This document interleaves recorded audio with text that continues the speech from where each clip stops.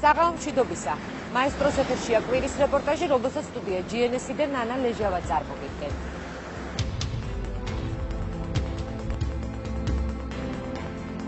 შინაგან საქმეთა სამინისტროს მასშტაბური სპეცოპერაცია. ქართულმა ძალოვანმა უწყებამ საერთაშორისო ნარკოკარტელის სქემა გაშიფრა. ელიტური ნარკოტიკი კოკაინი საკმაოდ უცნაური გზით მოძრაობდა. სამხრეთ ამერიკის ქვეყნებიდან შემოდიოდა საქართველოში ქვეყნის სიღრმეში და შემდეგ სარფის გავლით თურქეთში გადიოდა.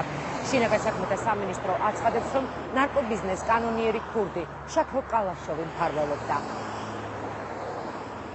ბევრი ჩვენი რესპონდენტი დარწმუნებულია, რომ საერთაშორისო მარშრუტს ხელისუფლების წარმომადგენლები ლობირებდნენ. ერთმა წერილმა გააძლიერა, რომლის შესახებაც დღემდე საქართველოში არავინ საუბრობდა. ქართული პოლიცია, რომელიც გვარწმუნებს, რომ მისი ძალა ამ გამჭვირვალეს შენობაშია, ესპანეთში კალაშოვის პროცესზე ერთი უბრალო მიზეზით არ წავიდა. წერილში ვკითხულობთ, რომ მათ კანონიერი ქურდი შეეშინდათ. ჩვენი რეპორტაჟიდან ასევე შეიტყობთ, დღევანდელი მთავრობიდან ვინ იღებდა საჩუქრებს შაქრო კალაშოვისგან. Фамилия, имя, отчество? Калашов Захар Князович. Год рождения? 53. Место жительства? Москва. ეს კადრები 1998 წელს როსტოვის ოლქშია გადაღებული. როცა რუსულმა მილიციამ კანონიერი ქურდი ზაქარია კალაშოვი იგივე შაქრო მალადოი დააკავა. 12 წლის შემდეგ 2010 წლის 6 ივნის 13 საათსა და 45 წუთზე შაქრო კალაშოვს ესპანეთში მარბელას ერთ-ერთ რესტორანში უკვე ქართველი სამართალდამცველების მოთხოვნით აკავებენ. ბრალდება მძიმეა და სამუდამო პატიმრობას ითვალისწინებს. ის საერთაშორისო ნარკოკარტელის ხელმძღვანელობაშია ეჭვმიტანილი. ამ ბიზნესს მთავრობდა და ორგანიზებას უწევდა ეგრეთ წოდებული კანონიერი ქურდი შაქრო კალაშოვი. სპეცოპერაცია წყალტუბოს რაიონის სოფელ ტყაჩირში ჩატარდა.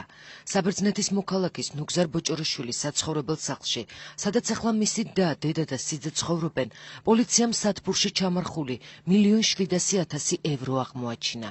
პოლიცია ამბობს, რომ ეს 90 კილოგრამი კოკაინის რეალიზაციის შედეგად მიღებული თანხის ნაწილია. ნუგზარ ბოჭორაშვილი, რომელიც შინაგან საქმეთა სამინისტროს ინფორმაციით კალაშოვის მარჯვენა ხელი იყო, ესპანეთშია და მასზე ძებნაა გამოცხადებული.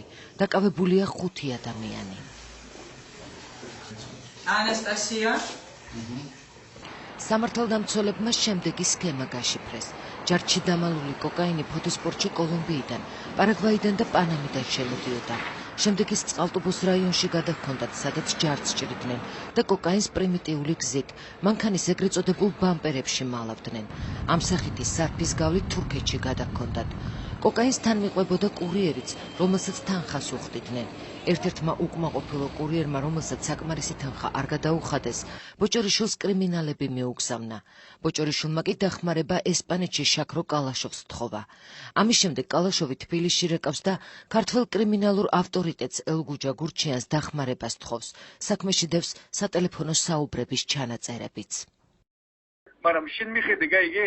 Всё, понял, понял. აქ მუშაობს ჩემ ახლობლებთან, გაიგე, სერიოზული ხალხია, აქაურები არიან, გაიგე? Пичери მე. მადლობა, მინდა გითხრა, რომ შეძუხდი და არაფერი, მიხედავთ ყველაფერს. გარგებით. დაშე, როგორ ხარ? მე ნორმально. აპირებ ჩამოსვლას? მინდა ხო თვის დასაწყისში აი ამ არჩევნებს უყურებთ როგორ ჩამოვიდა. всё. შინაგან საქმეთა სამინისტროს სპეცოპერაციამ საზოგადოებაში ბევრი კითხვა გააჩინა. პარლამენტის წევრმა დიმიტრი ლორდ-კიფანიძემ სადეპუტატო კითხვითაც კი მიმართა სპეციალური ოპერატიული დეპარტამენტის ყოფილ უფროს ერეკლე კოდუას, მაგრამ პასუხი ამ დრომდე არ მიუღია. ადამიანს ხსნიან 2 კვირით ადრე და 2 კვირის მერე ამ ხელა ფაქტს უდებენ. ფლობდა თუ არა ის ოპერატიული ინფორმაციას ამ ყველაფერთან დაკავშირებით, რაც უკავშირდება ნარკოტრაფიკის გამოკვეთას საქართველოში 90 კილოგრამი კოკაინის უკანონო შემოტანას და მისი რეალიზაციით მიღებული თანხების ბრუნვასთან დაკავშირებით, რა თქმა უნდა, ძალიან მიამიტი უნდა იყო ადამიანი, რომ დაიჯერა, რომ სპეციალური ოპერატიული დეპარტამენტი არ ფლობდა ინფორმაციას.